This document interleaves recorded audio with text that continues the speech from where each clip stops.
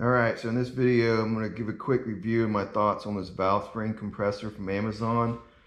I need something easy and quick to get the valves out. I want to actually clean them and basically reseat them, check them, change the valve spring seals or valve seals on this KTM 250S XF head. So I ordered this cheap from Amazon. I think it was $17, it may have been $19. I'll put the link in the description, but it's very common. I mean, there's a lot of them on Amazon. They all basically look the same, but you have 16, 19, 20, 25 or 23, 25 and 30. So I think KTM, I used the 19 and actually fit really well.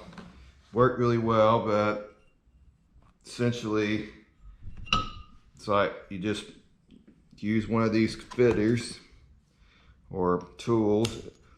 It does retain it with a little snap or ball. You line it up and then you squeeze it, and then I was able to use a magnet to pull the retainers out.